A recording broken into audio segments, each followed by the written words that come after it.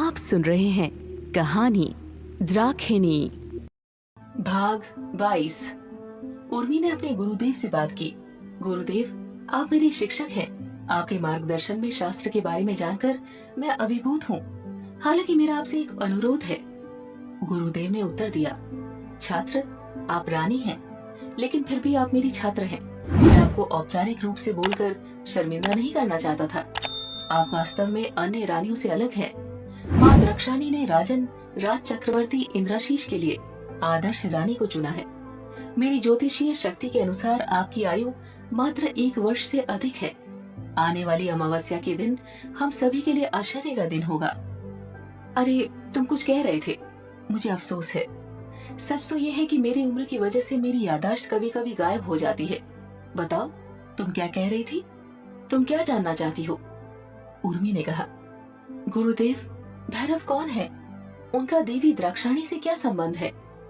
गुरुदेव ने अपना सर नीचे किया और कुछ देर के लिए खुद को तैयार किया।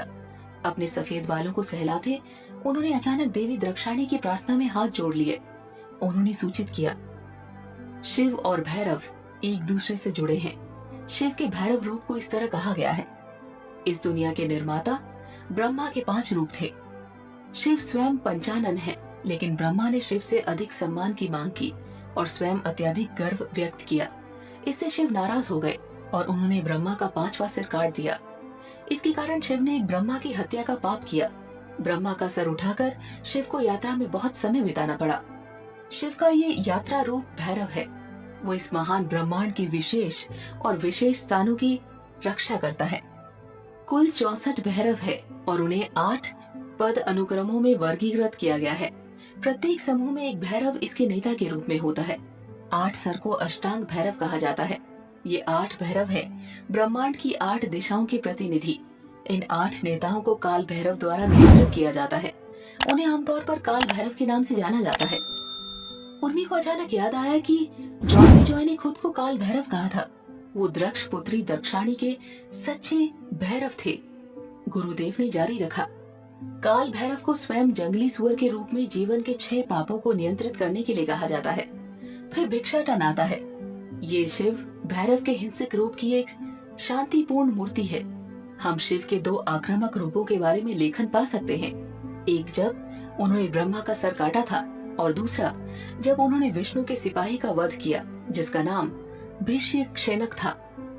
भिक्षाटन शिव का रूप है जो इन 2 हिंसक रूपों के बीच स्थित है।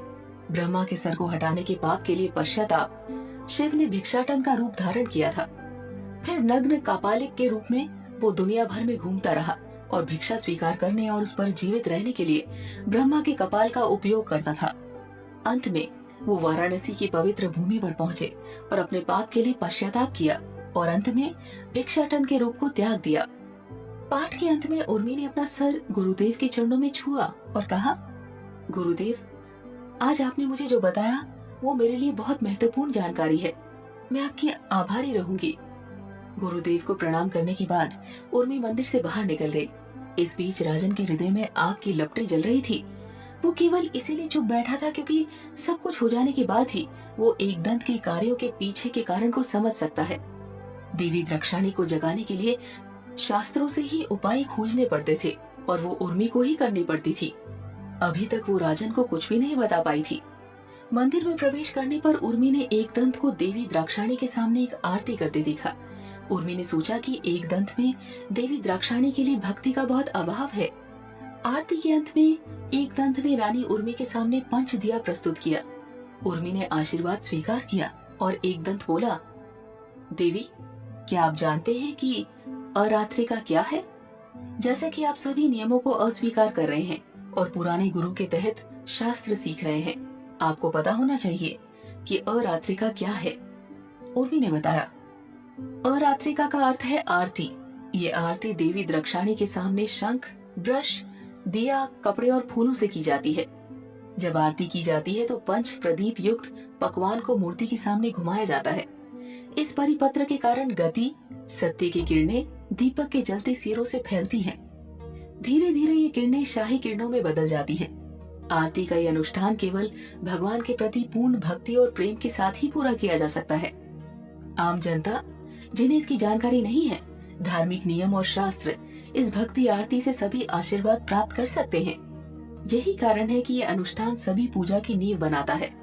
यदि पूजा नियमों और मंत्रों का पालन किए बिना ही की जाती है, तो केवल अनुष्ठान के माध्यम से भक्ति आरती का आशीर्वाद प्राप्त कर सकते हैं। इस अनुष्ठान के बारे में भगवान शिव ने देवी पार्वती से कहा था कि यदि मंत्रों और अनुष्ठानों के माध्यम से भगवान की पूजा पूरी नहीं होती है, तो आरती से पूजा पूरी हो सकती है। एकदंत ने सोचा था कि किसान की बेटी, जो मूल अक्षर भी नहीं जानती थी, वो शास्त्र में ज्ञान कैसे प्राप्त कर सकती है। जब वो कुल पुरोहित एकदंत के सवालों का जवाब देने में असमर्थ होगी, तो उसकी अस्थायी इच्छा समाप्त होनी चाहिए। लेकिन ये क्या था? उर्मिमाला कुशल हो गई थी और शास्त्र में सीखी हुई थी।